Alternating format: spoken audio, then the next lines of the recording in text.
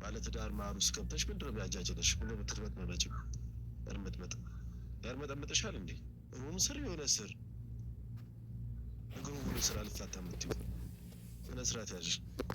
ምን አይነት ጭንቅላት ቢኖር ነው አንተ ሚስተር እርጉዝ ሆና ልትወልድ የደረሰች ልጅ እያለች እንዴት ነው? ኤፍሬም እውነት ለመናገር ሳላደንቀው አላልፍም። በጣም ምርጥ ልጅ ነው። በጣም ምርጥና ምርጥ ልጅ ማለት ነው። እና የሰው ህመም የሚገባው ያኔ በዝምድና በጓደኛ በምናምን አይደለም። ወላሂ ስንት ጓደኞች አሉ አስመሳዮች፣ ስንት ነገር እያደረጉ ህይወቱን እያበላሹ። እሱ ግን በጣም ጀግና ልጅ ነው። ከእነሱ ልቅ ነው የእሱ የእናቱም የአባቱም ኤፍሬም ነው አይደለ? ነገር ግን እውነትን ስለሚከተል ዛሬ ራሱ የተናገረውን ሰምታችኋል። እሱንም እሷንም እንግዲህ ከቪዲዮ መግቢያ የሰማችሁትን እውነት በቃ ሰው ከሆናችሁ የእውነት ሰው ሆኑ፣ የእውነት ፍረዱ በቃ በጓደኛ በምናምን ወይ ደግሞ ጥቅም ፍለጋ አይደለም። እውነትን ተናግራችሁ ከመሸበት እደሩና ኤፍሬም እንጀራ ይውጣል። እውነት በጣም ጀግና ነው። ደግ አድርጎታል። ሄርሜላን እስካሁን አንድ ሰው ተናግሯት አያውቅም። ከጎኗ መርመጥመጡ ነበረ እንጂ ዛሬ ላይ ግን ኤፍሬም አዋርዷታል። አሰላሙ አለይኩም ወራህመቱላሂ ወበረካቱ። ውድና የተከበራችሁ የቻናል ቤተሰቦች እንዴት ናችሁ? ደህና ናችሁ ወይ? እኔ ያለሁ አልሐምዱሊላህ። ለቻናል አዲስ ከሆናችሁ ላይክ፣ ሼር፣ ሰብ እያደረጋችሁ አበረታቱኝ። ከጎን ሆናችሁ ለምታበረታቱኝ ውድ ሀገሬ ልጆች ከልብ ነው የማመሰግነው። ላይክ ሰብ አድርጉ ማለት ነው። እና እንግዲህ ኤፍሬምን ሰምታችሁታል። ከቪዲዮ መግቢያ እንደሰማችሁት ያው ሙሉንም ቪዲዮ ከሱ ፔጅ ላይ መገብታችሁ ማየት ትችላላችሁ። እና በቃ ሰው ማለት ይህ ነው። በቃ የእናንተ የቅርብ ሰው ስለሆነ ወንድማችሁ ስለሆነ ለምን የእናቴ ላይ አይሆንም? ትክክል ካልሰራ ትክክል አልሰራም። ገባችሁ አይደለ? ማንም ሰው የዘራውን ነው የሚያጭደው። ገባችሁ? የኔ ወንድም ላደረገው ነገር እኔ መስዋዕት ልከፍል እችላለሁ። ገባችሁ? ስጋዬ እስከሆነ ድረስ እሱ ያደረገው ነገር እኔ ጋር ሊደርስ ይችላል።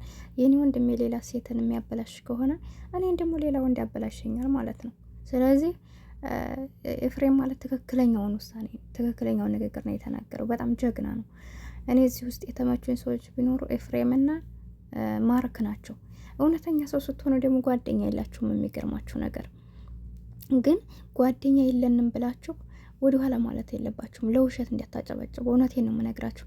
በቃ እውነት የምትናገሩ ከሆነ ማንም ሰው ከእናንተ ጋር አይሆንም። ነገር ግን እውነትን ይዛችሁ ብቻችሁን ብቀሩ እንኳ ጥግ ድረስ ተጓዙ። የእውነት ነው የምላችሁ። ብዙ ሰው በዙሪያችን ያለው ሰው አስመሳይ ሰው ነው። እናንተ እውነትን የምትከተሉ ከሆነ ባዶ ናችሁ። ጓደኛ አይኖራችሁም። እኔ በራሴ እያየሁት ነው። እኔ ነገሮችን ማለባበስ አልፈልግም። የራሴ እኔ ጋር እንዲደርስብኝ የማይፈልገውን ነገር ሌላ ሰው ላደርግም አልፈልግም። ሲያደርጉም ያናዱኛል። ከዛ አንጻር በቃ እኔ ራሱ ብቸኛ ነኝ። በቃ ብቸኛ ታውቃላችሁ። እኔ ግን በዚህ ሰው የለም ከጎኔ ለምን ብቸኛ ሆንኩ ብዬ ራሴን አንድ ቀን ወቅሼው አላውቅም። ለምንድን ነው እኔ እነሱ የሚያደርጉትን ነገር ማድረግ አልፈልግም። በተሳሳተ መንገድ መጓዝ አልፈልግም። ብዙ ሰዎች ጋር ትገናኛላችሁ፣ ብዙ ሰው ጋር ጓደኝነት ትሞክራላችሁ። ኖርማል በስልክ ልታውቋቸው ትችላላችሁ፣ በአካል በኢጃዛ ቤት ታገኟቸዋላችሁ፣ ትግባባላችሁ። ነገር ግን ሁሉም ሰው የሚፈልጋችሁ ለምንድን ነው? ልክ አለ አይደለ? ለመጀመሪያ ጊዜ ደህና ሰው መስሎ ይቀርባቸዋል። ከዛ በኋላ ግን ምንድን ነው የሚፈልገው? እነሱ በሚሄዱበትን መንገድ እናንተም እንድትከተሉ በገንዘብ ሊሆን ይችላል። ሊያከስሯችሁ ነው የሚፈልጉት። ዝም ብሎ መንዘላዘል ነው የሚፈልጉት። የማይሆን ቦታ ውስጥ ነው በቃ የማይረባ ማለት ነው። ወይም ደግሞ የራሳቸውን ጥቅም የሚያገኙበት ከሆነ እናንተንም በቃ በትንሽዬ ነገር ያስሯችሁና ልክ እነሱ እንድትከተሉ በቃ እናንተ እንደ ፍየል እንደ በግ እነሱ እየጎተቷችሁ የምትሄዱ አይነት ሰው ነው የሚፈልጉት። እንደዚህ አይነት ሰው ደግሞ አልሆንም ካላችሁ እናንተ ብቸኛ ነው የምትሆኑት። እና እኔ ብዙ ሰዎች ጋር አገናኛለሁ እንደዚህ በአጋጣሚ በስልክም በይትም በምንም ያን ያክል የሰው እንትኑ ባይኖረኝም ሰዎችን ያለው በትንሽ ነገር ነው የምነቃው። የሚገርማችሁ በቃ ያስጠላኛል። እንደዚህ በቃ በአንዴ ነው በቃ ሰው ሌጋ አየዋለሁኝ። ኖርማል እኔ የሰው ልጅ እንኳን ሌላ አድራጎት ይቅርና ያለ ሰላምታ ራሱ ለሰለመኝ ሰው በጣም ይሉንታለኝ።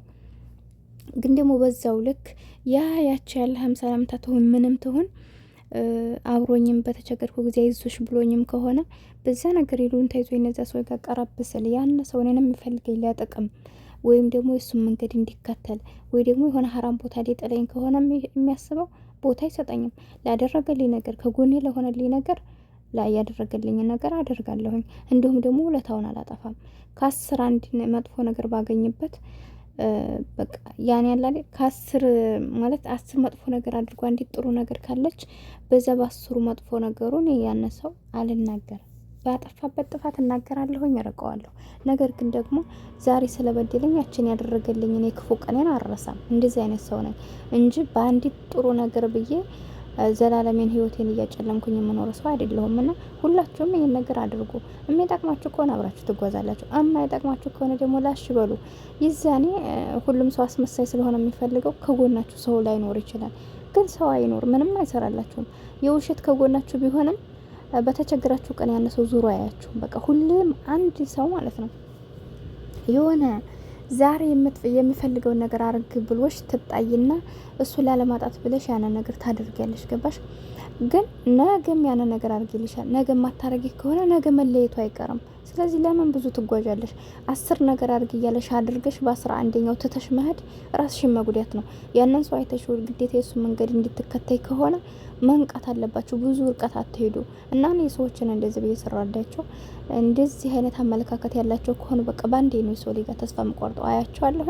እንደነዚህ አይነት ሰዎች ጭራሽ ከኔ አመለካከት ጋር ስለማይሄዱ እነዚህ ሰዎች ጋር ማቆም አለብኝ እላለሁ። እነሱን አመለካከት አልደግፍም። ከዛ ይለዩኛል ማለት ነው። ከዛ አንጻር በቃ አልሐምዱሊላህ። ግን እንዳልኳቸው እውነትን ይዛችሁ እናንተ ብቸኛ በቀሩ አላህ ከእናንተ ጋር ነው። የሰው ልጅ ደግሞ ምንም ነው ሁሉም ነገር ባላህ ስለሆነ ነው የማጣው ነገር የለኝም። እና እውነትን ይዛችሁ ካላህ ጋር ከሆናችሁ ማንንም ታሸንፋላችሁ። እና ኤፍሬምም የተመቸ ነገር ይሄ ነገር ነው። በቃ እንዳልኳቸው ኤፍሬም እንደያያችሁ ነው። አሁን ብዙ ጊዜ ከነዚህ አብርሃም ጀማ ጋር የሉም እነሱ እሱ ጋር ተው ሲላቸው እሱን ለመጣላት ነው የሚሞክሩት። ብቸኛ ነው በነገራችን ላይ እሱ ላይ ማርኬን ሆነ እዩት። እንግዲህ ማርክ አሁን እንግዲህ ከአብርሽና ከሱ የተቀራረበ ሰው አይኖርም። ከልጅነታቸው ጀምሮ ዩቱብ ከምናውቃቸው ሰዓት ጀምሮ አብረው ናቸው። ነገር ግን ዛሬ ላይ እንዲህ በፊቱ አይደሉም። ከአብርሃም ጎን የለም እሱ፣ ከኤፍሬም ጎን ከማርክ ጎን የለም። ለምንድን ነው? ማርክ እውነትን ይፈልጋል።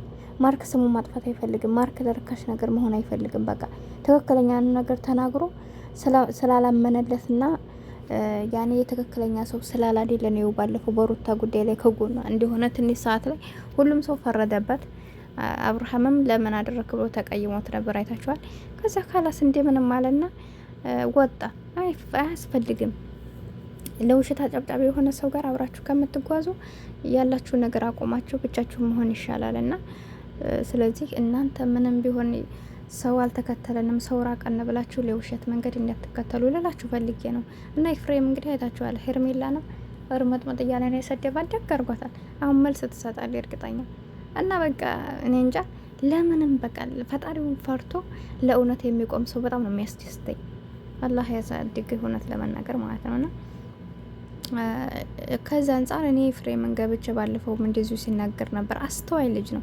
ወንድሙ ነው ራሱ ሰደበው። አሞ ከሆነ ሐኪም ቤት እኔ አብርሃም በነገራችን ላይ ጤነኛ አይመስለኝ። የሆነ ሴሰኛ ነገር ነው። ግሬታችኋታል። እሷን አበርክት እየደረሰችበት ያለችው ነገር ግን ማንም ሰው እናንተ ቦታ እስካልሰጣችሁ ድረስ ማንም ሰው መረማመጃ ሊያረጋችሁ አይችልም። ስለዚህ እሱ ማቆም አለበት፣ መገንጠል አለበት ከሄርሜላ ጋር። እሱ ፍላጎት አለው ሄርሜላን በነገራችን ላይ። ከዛ አንጻር ነው እየተርመጠመጠ ያለውና በጣም ያሳዝናል። እንደነዚህ አይነት ሰዎች ደግሞ ለማንም አይሆኑም።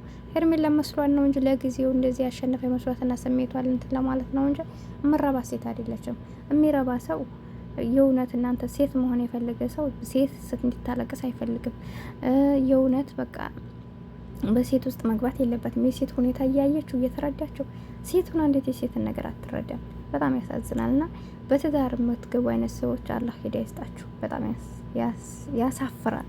ክብራችሁን ካልጠበቃችሁ ማንም ሊያከብራችሁ አይችልም። መጀመሪያ ራሳችሁን አስከብሩ።